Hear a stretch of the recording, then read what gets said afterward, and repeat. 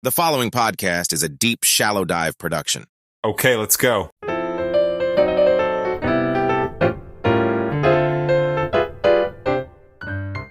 Hey, everybody.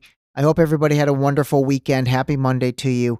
Hey, listen, I'm going to do two things today. One was my original plan, and then the second is what I'm going to do right now, and that is to say, obviously there was a tremendous amount of news this weekend about the invasion of Israel, and so I'm not going to spend today talking about it because, to be honest with you, I really am trying to gather a lot of sources and opinions and angles to this thing and not really just be reactionary like everybody else is being, but I really want to try and kind of see what plays out a little bit, and then also try and, again, gather the right type of data from a variety of sources so I can kind of actually not even kind of really look at this thing as a deep, shallow dive and try and make sense of it. The one thing I will say regardless is whatever situation it is, it's always the people that suffer. And so my heart goes out to all the people in Israel,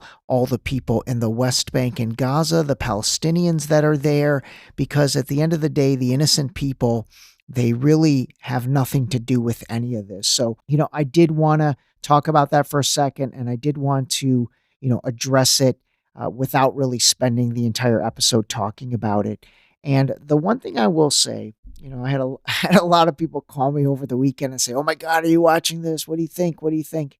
And, for now, and then a lot of people were talking about like connecting the dots with, if you remember, 2 weeks ago, actually, gosh, it was on 9/11, believe it or not. On 9/11, the Biden organization, the Biden administration released a $6 billion amount of money that was being held that belonged to Iran. And so they released it to Iran. And Iran is linked to Hamas, which is the organization that took responsibility for the invasion of Israel. And so pretty much everyone was like, "Oh, look, connect the dots. Money goes to Iran. Iran funds Hamas." And then 2 weeks later, they're empowering Hamas to invade Israel. And what I'm going to say about that right now, before again, I mean, I really want to research this because I want to have an intelligent take on this.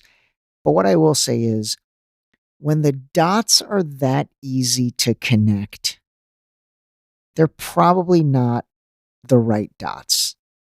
Okay? Let me say that again. When the dots are literally that easy to connect, I mean, do you really think those are the correct dots? This is episode number 33. And for those of you that have listened to the previous 32 or any, to be honest, this stuff is not simple.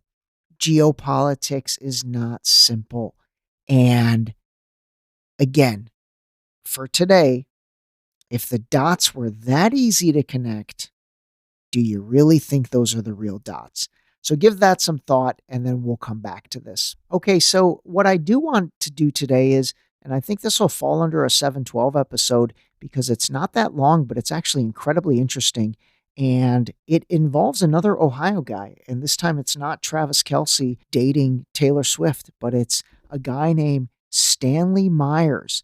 And if you are friends with me on Facebook, you might remember I talked about this a while back.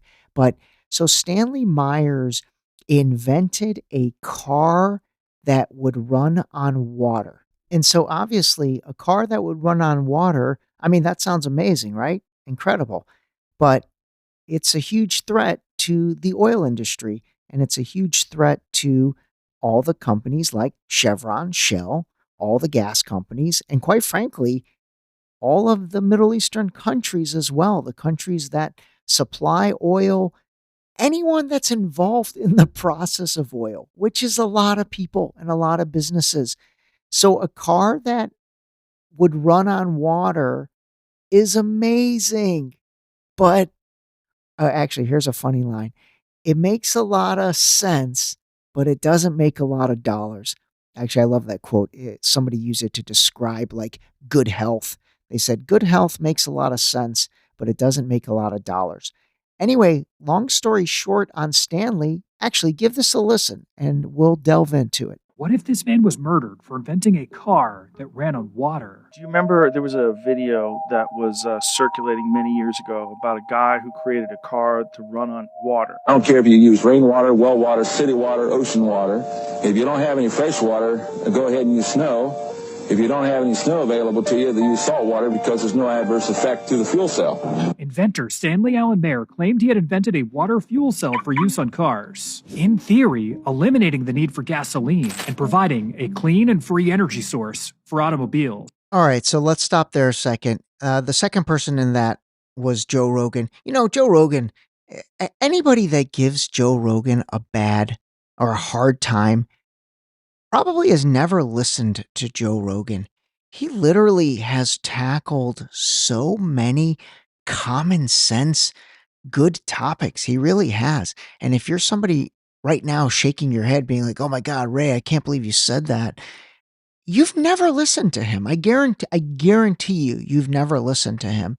And if you like, he gets labeled like a conservative MAGA guy, but he's not even a Republican. I mean, I actually think he is kind of a libertarian, or at least, I mean, he's definitely more on the Democrat side. I know he's a big fan of Robert F. Kennedy Jr., who, by the way, is dropping a major announcement today.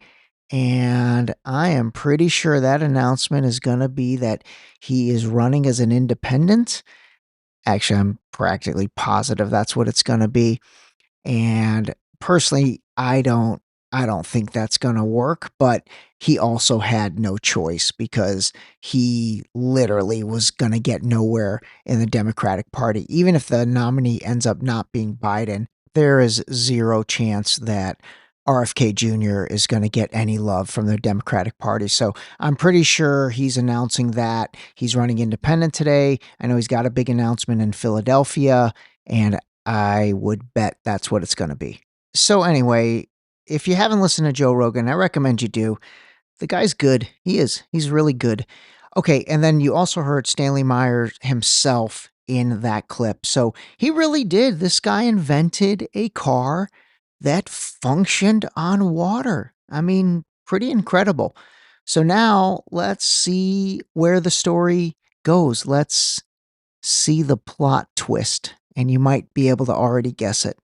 He demonstrated his device on an Ohio news station using a dune buggy fitted with his invention, stating that only 22 gallons of water would be required to travel from Los Angeles to New York. However, that was when things took a turn for the worst. On March 21st, 1998, Stanley and his brother were at a restaurant with two potential foreign investors. Meyer allegedly leapt up after taking a sip from his drink, running out of the restaurant screaming, "They poisoned me!" grasping at his throat before collapsing on the ground and dying in the parking lot. Well, I'm sure some of you might have guessed that, but literally that was what happened. First of all, he wasn't able to get any type of investors here in the United States, nor was he able to, partner up with the big three. At that time, it was the big three out of Detroit, Ford, GM, and Chrysler. So he really couldn't get this project off the ground, which is crazy if you think about it. And so he ended up having a meeting set for him with these quote unquote foreign investors and literally died. He died at that meeting after taking a sip of his cranberry juice. He would have changed the world if he had been given an opportunity. But with all we've talked about the power of oil, of course he wasn't given that opportunity. All right, so now listen to this next plot twist. 1 week later, his garage was broken into and his car was stolen, never to be seen again. All right, so they broke in his garage and stole the car. This totally gave me a flashback to John F. Kennedy and how his brain was stolen, which I still cannot get over the lack of awareness or knowledge and the fact that I didn't know that, or quite frankly, very few people. Actually, my cousin, who is a very smart guy, Mike Maziar Dustar, he actually said he knew it. So, hey, I guess my cousin was smarter than me in that regard, or probably many regards actually, but he said he did know about JFK's brain being stolen, but I did not. And I don't think most people did. And so when I heard this, for Stanley Meyer's car and they broke into the garage and stole the dune buggy, which was like his working prototype of the water car, never to be found again, I was like, oh my God, that definitely sounds right.